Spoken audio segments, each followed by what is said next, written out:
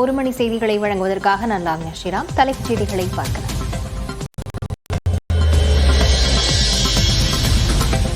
Chennai Apollo மருத்துவமனையில் நடிகர் ரஜினிகாந்துக்கு அடிவயிற்றுக்கு அருகில் ஸ்டென்ட் பொருத்தம். ஐசியூவிலிருந்து தனி அறைக்கு மாற்றம்.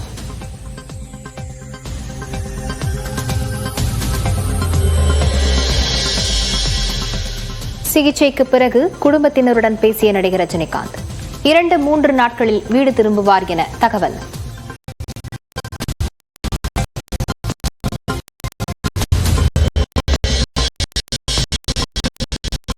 ரஜினிகாந்த் விரைவாகவும் சீராகவும் குணமடைய வேண்டிக் கொள்வதாக ஆளுநர் RN தளத்தில் பதிவு. ரஜினிகாந்த் விரைந்து நலம் பெற வேண்டும் என முதலமைச்சர் MK ஸ்டாலின் விருப்பம்.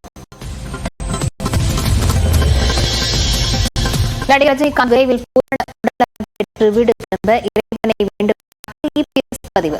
விரைவில் நலம் பெற தினகரன் ராமதாஸ் உள்ளிட்டோர் வாழ்த்து. தூய்மையே சேவை திட்டத்தின் கீழ் சென்னையில் காந்தி மண்டபத்தில் தூய்மை பணிகளை மேற்கொண்ட ஆளுநர் RN மதுபானம் உள்ளிட்ட பாட்டில்கள் கிடப்பது மிகுந்த வேதனை அளிப்பதாக கருத்து.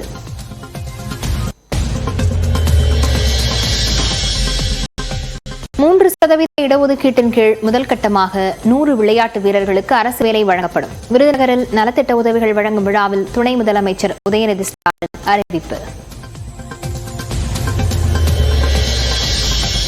மதுரையில் துணை முதலமைச்சர் உதயநிதியை சந்தித்து பேசினார் நடிகர் வடிவேலு. உதயநிதி சிறப்பாக செயல்படுவதாக பாராட்டு.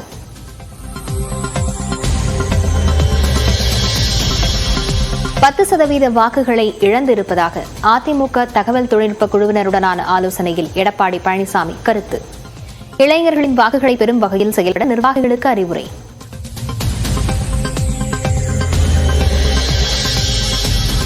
முல்லைப் பெரியாறு அணை நீர்மட்டத்தை உயர்த்த அனைத்து நடவடிக்கைகளையும் அரசு எடுத்து வருவதாக அமைச்சர் துரைமுருகன் விளக்கம். அறிக்கை மற்றும் போராட்டம் மூலமாக மக்களை குழப்ப அதிமுக முயற்சிப்பதாக குற்றச்சாட்டு.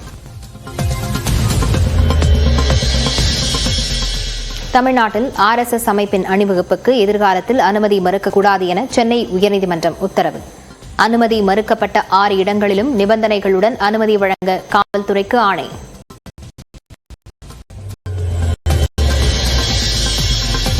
கோவை, நீலகிரி, திருப்பூர், ஈரோடு மாவட்டங்களில் இன்று கனமழைக்கு வாய்ப்பு. 5 நாட்களுக்கு கனமழை தொடரும் என வானிலை ஆய்வு மையம் கணிப்பு.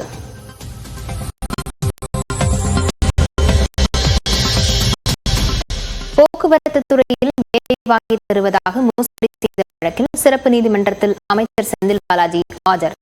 செந்தில் பாலாஜி உள்ளிட்ட 47 பேருக்கு கூடுதல் குற்றப்பத்திரிகை நகல்கள் விநியோகம்.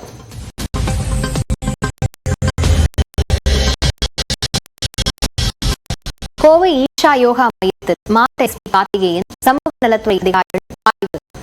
மகளை அடைத்து வைத்திருப்பதாக தந்தை தொடர்ந்த வழக்கில் சென்னை உயர்நீதிமன்ற உத்தரவின்படி நடவடிக்கை. சாம்சங் ஊழியர்களின் கோரிக்கைகளை நிறைவேற்ற வலியுறுத்தி தமிழ்நாடு முழுவதும் CITU தொழிற்சங்கத்தினர் போராட்டம். திருப்பூரில் செல்போன்களை உடைத்து எதிர்ப்பை பதிவு செய்த ஊழியர்கள்.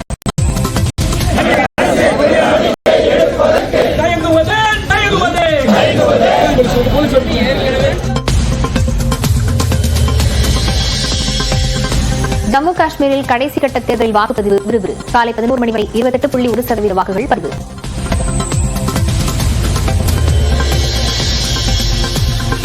துப்பாக்கியால் தன்னைத்தானே தவறுதலாக சுட்டுக் கொண்ட ஹிந்தி நடிகர் கோவிந்தா மும்பையில் உள்ள மருத்துவமனையில் அவசர சிகிச்சை பிரிவில் அனுமதி.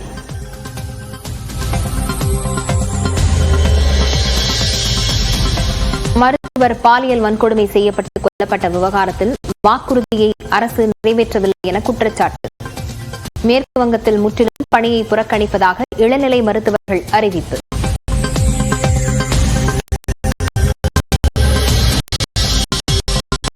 கான்பூர் டெஸ்டில் 146 ரன்களுக்கு 2வது இன்னிங்ஸை இழந்தது வங்கதேசம். இந்திய அணிக்கு 95 ரன்கள் வெற்றி இலக்கு.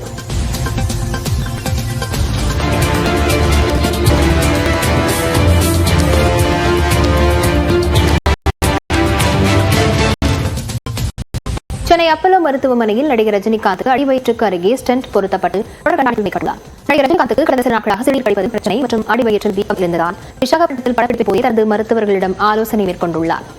அதன் அடிப்படையில் நேற்று இரவு சுமார் 8 மணி அளவில் சென்னை கிரீன் சாலையில் உள்ள அப்பல்லோ மருத்துவமனையில் நடிகர் ரஜினிகாந்த் சிகிச்சைக்கு அனுமதிக்கப்பட்டார்.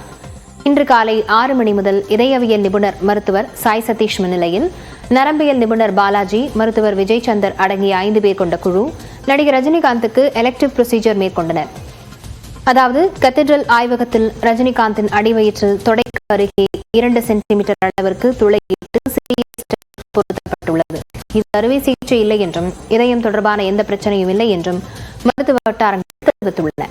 மேலும் ரஜினிகாந்துக்கு மிக துல்லியமாக சிகிச்சை வெற்றிகரமாக முடிக்கப்பட்டது என்றும் மருத்துவர்கள் தெரிவித்துள்ளனர். அப்பல்லோ மருத்துவமனையின் முதல் தளத்தில் உள்ள ஐசியு பிரிவில் கண்காணிப்பில் இருந்த நடிகர் ரஜினிகாந்த் தனி அறைக்கு மாற்றப்பட்டதாக தகவல் வெளியாகியுள்ளது. மேலும் நடிகர் ரஜினிகாந்தின் உடல்நலம் சீராக இருப்பதாகவும் 2 அல்லது 3 நாட்கள் அவர் மருத்துவமனையில் இருப்பார் என்றும் கூறப்பட்டுள்ளது. சிகிச்சைக்கு பிறகு நடிகர் ரஜினிகாந்த் தனது குடும்பத்தினரிடம் பேசியுள்ளார். ரஜினிகாந்தின் உடல்நலம் மற்றும் அவருக்கு அளிக்கப்பட்ட சிகிச்சை குறித்து மருத்துவமனை நிர்வாகம் விரைவில் அறிக்கை வெளியிடும் என எதிர்பார்க்கப்படுகிறது. நடிகர் ரஜினிகாந்த் விரைவில் குணமடைய வேண்டிக் கொள்வதாக தமிழ்நாடு ஆளுநர் ஆர் ரவி தெரிவித்துள்ளார். இது தொடர்பாக தனது எக்ஸ்பெக்டத்தில் பதிவிட்டுள்ள அவர், ரஜினிகாந்த் விரைவாகவும் சீராகவும் குணமடைய உலகெங்கிலும் உள்ள அவரது கோடிக்கணக்கான ரசிகர்களுடன் சேர்ந்து தானும் வேண்டிக் கொள்வதாக குறிப்பிட்டுள்ளார். நண்பர் ரஜினிகாந்த் விரைந்து உடல்நலம் பெற விழைகிறேன் என முதலமைச்சர் மு க ஸ்டாலின் தனது எக்ஸ்பெக்டத்தில் பதிவு செய்துள்ளார். எடப்பாடி பழனிசாமி, பாமக தலைவர் அன்புமணி, அமமுக பொதுச் செயலாளர் டிடிவி தினகரன் உள்ளிட்ட அரசியல் தலைவர்களும் நடிகர் ரஜினிகாந்த் விரைவில் நலம் பெற விருப்பம் தெரிவித்துள்ளனர். விளையாட்டு வீரர்களுக்கான 3% இடஒதுக்கீட்டின் கீழ் முதற்கட்டமாக 100 பேருக்கு அரசு வேலை வழங்கப்படும் துணை முதலமைச்சர் உதயநிதி ஸ்டாலின் தெரிவித்துள்ளார். விருதுநகர் மருத்துவக் கல்லூரி கலையரங்கத்தில் பொதுமக்களுக்கு நலத்திட்ட உதவிகள் வழங்கும் நிகழ்ச்சி நடைபெற்றது. இதில் கலந்து கொண்ட துணை முதலமைச்சர் உதயநிதி ஸ்டாலின் முதலமைச்சர் கோப்பைக்கான விளையாட்டுப் போட்டிகளில் வெற்றி பெற்ற 2111 பேருக்கு 42,96,000 ரூபாய் மதிப்பிலான பரிசு தொகைகளை வழங்கினார். பின்னர் பேசிய அவர், இடஒதுக்கீட்டின் கீழ் முதற்கட்டமாக 100 வீரர்களுக்கு அரசு வேலை வழங்கப்படும் என தெரிவித்தார்.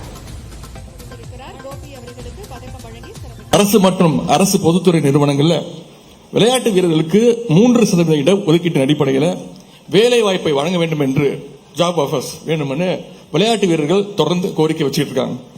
கழக அரசு அமைந்த பிறகு நம்முடைய மாண்பு முதலமைச்சருடைய சீரிய நடவடிக்கையின் பேரில் முதல் கட்டமாக 100 விளையாட்டு வீரர்களுக்கு அரசு பணி வழங்க இருக்கிறோம் என்பதை இந்த நேரத்தில் மகிழ்ச்சியோடு தெரிவித்துக் கொள்கின்றேன்.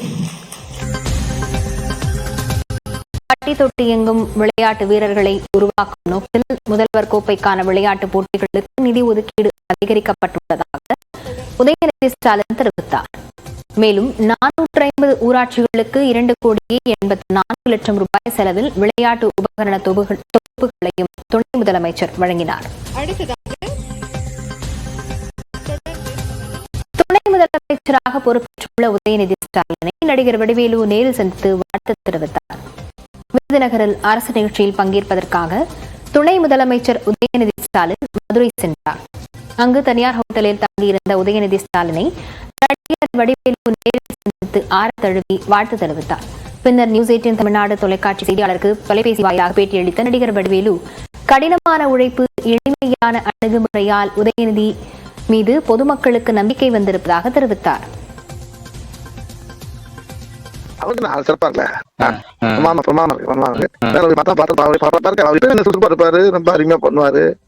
இப்ப இந்த 2 வருஷமே நல்லா தானே பண்றாரு, அழகா போறாரு, அழகான நேரத்துல வந்திருக்காரு. ரொம்ப ரொம்ப சிறப்பா இருக்கும். நீங்க பாக்க உங்களுடைய ஒப்பீடு எப்படி இருக்கு? ஐயாவோட டிராவல் பண்ணிருக்கீங்க நீங்க, கலைஞரோட. ஆனா சிறப்பா இருக்கும். நல்ல நல்ல கடினமான எளிமையான பழக்கம், எளிமையா மக்கள்கிட்ட பழகிறது, கடுமையான உழைப்பு எல்லாம் பார்க்கும்போது அவர் ரொம்ப சிறப்பா செயல்படுவாருங்கிற நம்பிக்கை மக்களுக்கு எல்லாருக்கும்.